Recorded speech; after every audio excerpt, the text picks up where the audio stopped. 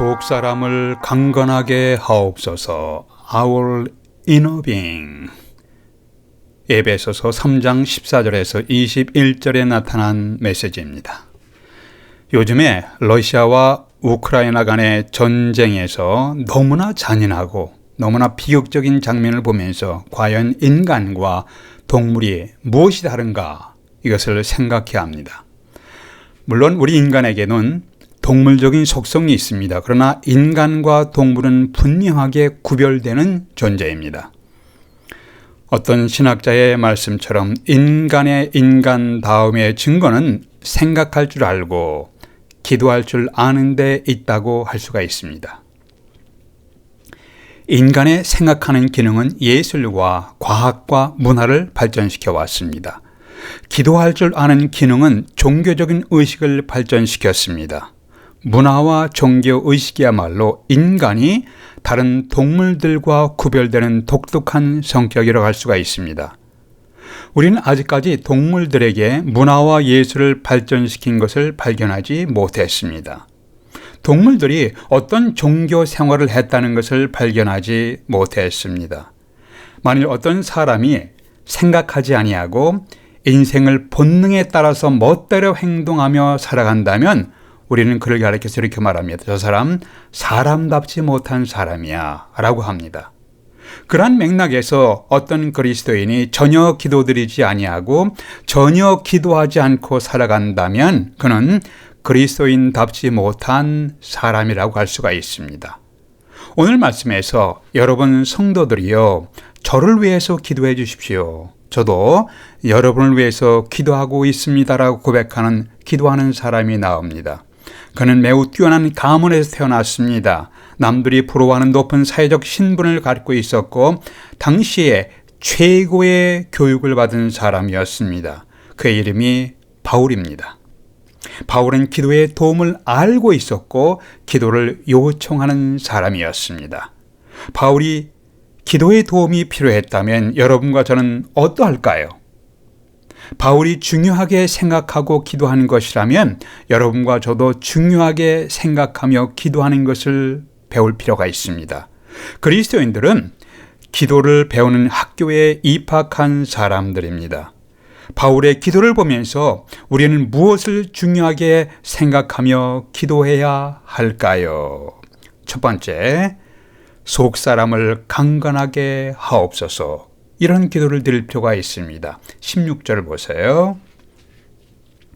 그 영광의 풍성을 따라 그의 성령으로 말미암아 너의 속 사람을 능력으로 강건하게 하옵시며 라고 기도했습니다. 여기서 속 사람이란 단어를 주목하십시오. 우리에게는 속 사람이 있고 겉사람이 있습니다. 속 사람, 이너맨이 있습니다. 겉사람, 아우터맨이 있습니다. 나의 겉사람이란 뭐냐? 눈에 보이는 내가 나의 겉사람이에요. 나의 속사람이란 우리 육신의 눈에 보이지 않는 저 자신, 이것이 우리의 속사람이에요. 나의 사람됨, 내 영혼의 됨됨이가 바로 나의 속사람입니다. 이너 빙입니다. 이너맨입니다. 현대인들은 속사람보다는 겉사람을 강조합니다. 결혼의 우선 조건으로 외모를 보고 행복해지기 위해서 외모를 가꿉니다. 외모를 가꾸고 육체를 건강하기 위해서 지대한 관심을 갖는 것은 자연스러운 것이에요. 이것을 탓할 수는 없습니다. 이 세상의 삶에서 외모와 육체의 강건도 필요합니다. 사회생활에서 좋은 인상을 주기 위해서, 취직을 잘하기 위해서, 좋은 인상을 주기 위해서 외모를 잘 다듬을 필요가 있습니다. 한국이나 미국에서 유행하는 산업이 성형산업이라고 합니다. 아름다움을 추구하는 것은 인간의 본능이에요. 그러나 겉으로 보이는 외모가 사람을 판단하는 가장 중요한 기준이 된다는 것은 건강하지 못합니다. 바람직하지 못합니다. 어떤 사람은 외모를 비관해서 자살까지 합니다. 참 안타까운 일입니다. 여러분, 제가 장담하겠습니다. 여러분이 아무리 헬스클럽에 다니며 열심히 뛰고 운동을 해도 결국 여러분의 육체는 노쇠하게 될 것입니다. 바울은 이렇게 표현했습니다. 겉사람은 후패하나 우리의 속은 날로 새롭도다. 고린도후서 4장 16절입니다. 여기서 후패한다는 것은 사용해서 닳아 없어진다는 의미예요. 겉사람은 일시적입니다. 템포러리예요. 속사람은 영원합니다. 이터널합니다. 이터널. 결국 우리에게 영원히 남는 것은 겉사람이 아니라 속사람의 our inner being. 바울은 사랑하는 에베소 성도들을 향해서 이렇게 기도했습니다. 아버지 하나님, 저 성도들의 속사람을 능력으로 강건하게 하옵소서. 속사람은 우리의 영혼이 강건해야 강건하게 살아갈 수가 있습니다. 우리의 속사람이 강건해지려면 어떻게 하는가요? 영혼의 양식이 있습니다. 영혼의 양식인 성경 말씀을 먹고 영혼의 호흡인 기도를 통해서 하나님과 교통해야 우리의 속사람이 강건해집니다. 다시 하겠습니다. 성경은 우리의 영혼의 양식입니다. 기도는 우리의 영혼의 호흡입니다. 영혼의 양식인 성경 말씀을 먹고 영혼의 호흡인 기도를 통해서 우리는 하나님과 교통해야 우리의 속사람, our inner being, inner man, 속사람이 강건하게 됩니다. 속사람이 강건해야 우리의 영혼이 기쁨을 누리고 감사할 줄 알게 됩니다. 속사람이 강건해야 삶의 고난과 고통 속에서도 인생을 포기하지 아니하고 인내하는 것을 배우게 됩니다. 속사람이 강건해야 주변의 시기와 질투, 핍박과 스트레스 속에서도 강건하게 주님을 바라보며 인생을 헤쳐나갈 수가 있습니다. 여러분은 자신과 가정 구성원들의 속사람의 강건을 위해서 기도하고 계십니까? 여러분은 여러분의 자녀들을 사랑하십니까? 여러분의 자녀들의 속사람의 강건을 위해서 언제 기도를 하셨습니까? 속사람을 강건하게 하시옵소서. 두 번째는 저의 마음을 주관하게 하시옵소서. 저희들의 마음을 주관하게 하시옵소서. 주님께서 저희들의 마음을 주관하게 하시옵소서. 17절 보니까 믿음으로 말미암아 그리스도께서 너의 마음에 계시게 하옵시며.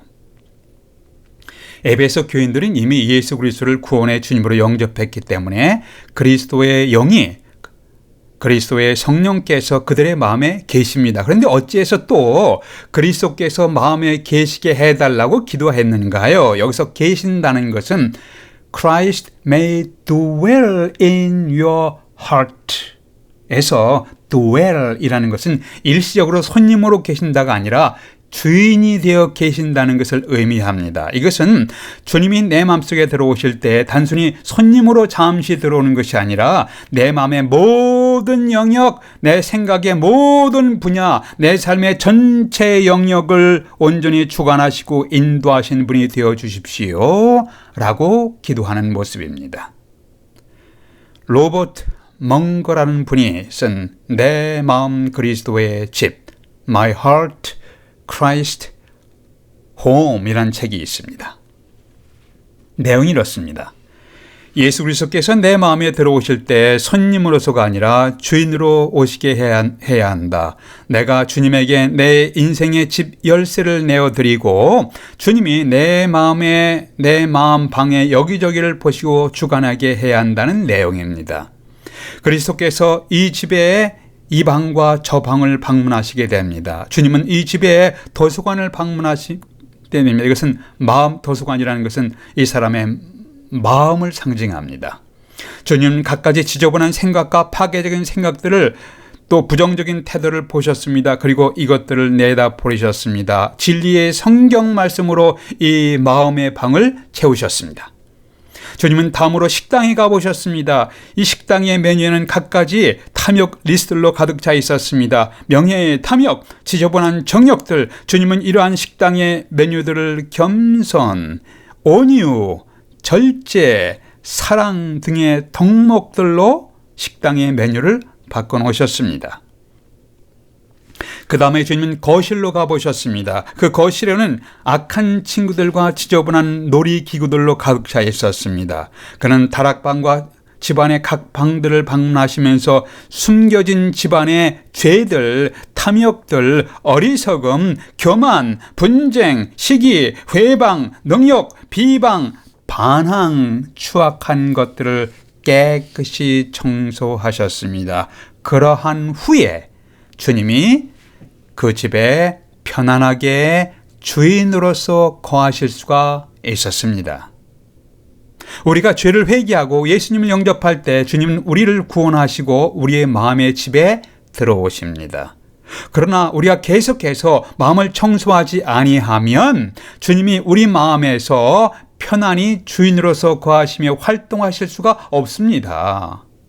우리의 속사람이 성령의 인도하심에 순종하는 마음이어야 그리스도께서 우리 마음에 평안히 머물러 계시게 됩니다. 우리가 범죄하고 우리가 불순종하면 주님은 내 마음에 평안히 머물러 계실 수가 없습니다. 주님이 불편해하세요. 오늘 여러분과 저는 어떤 모습으로 살아가고 있습니까?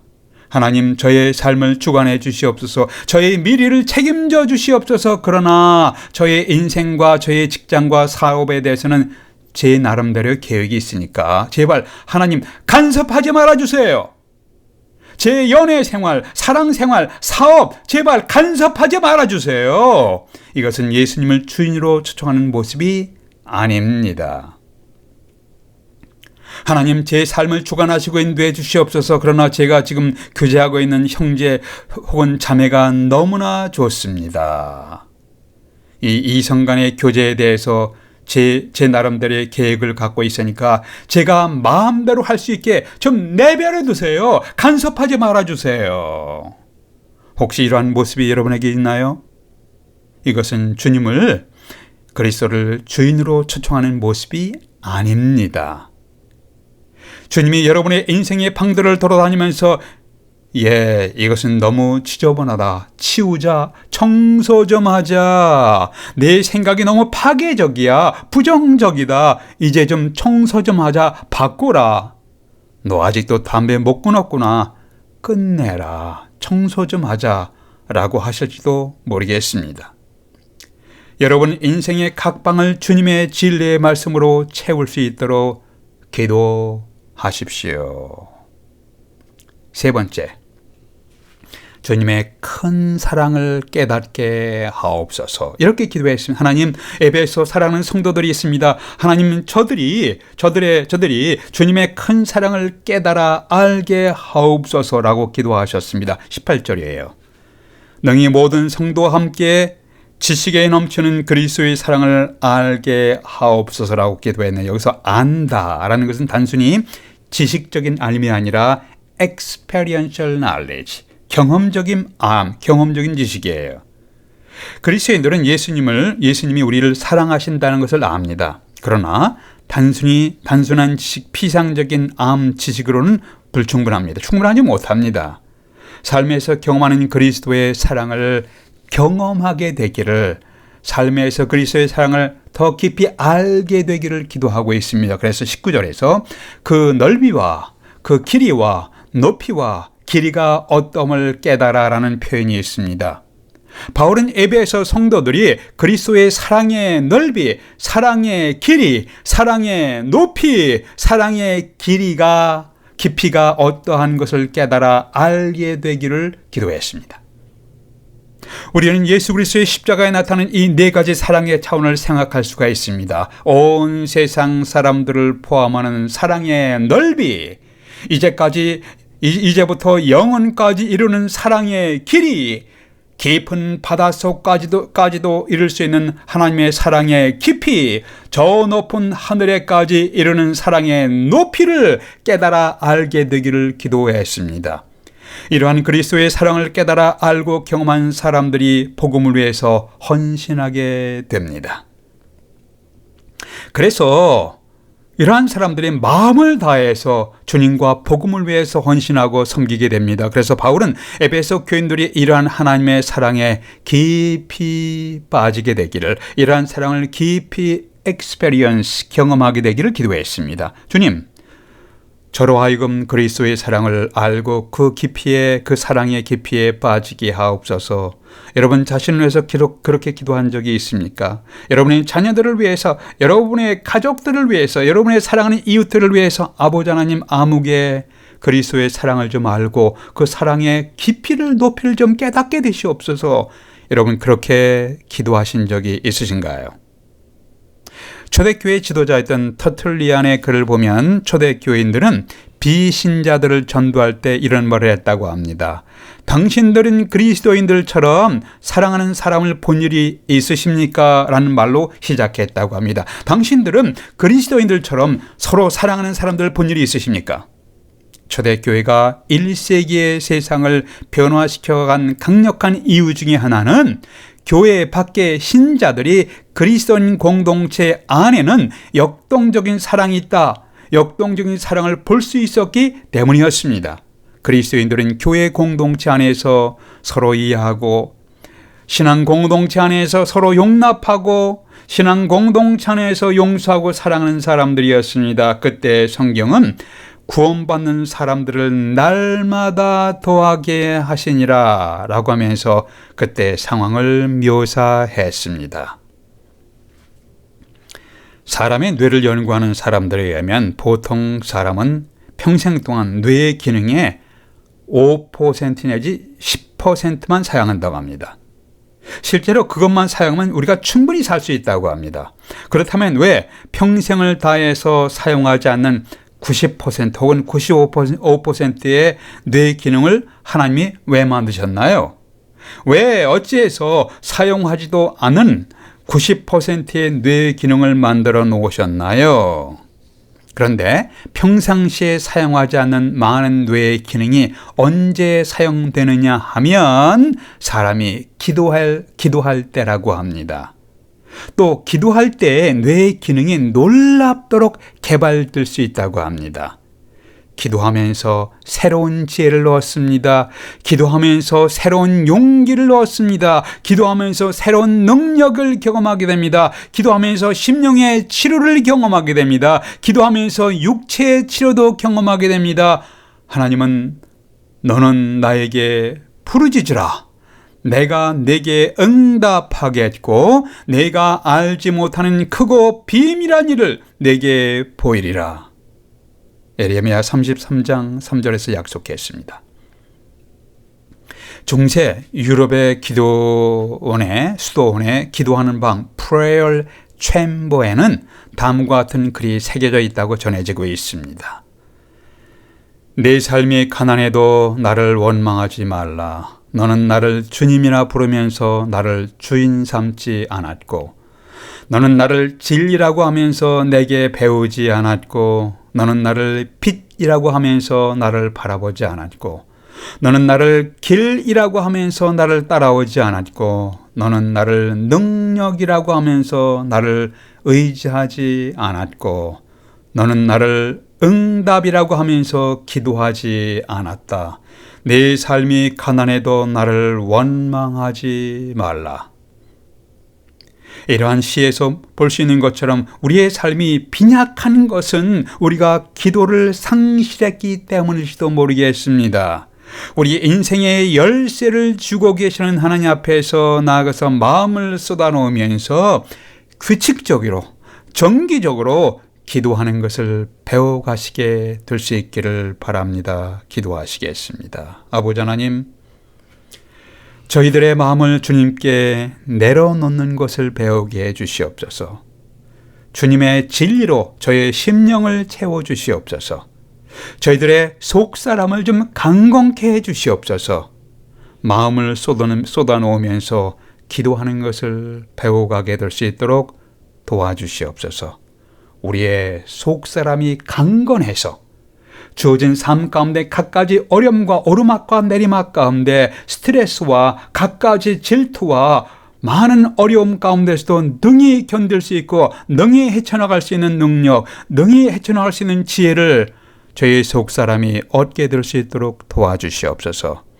우리 주 예수 그리스도의 이름으로 기도하옵나이다. 아멘.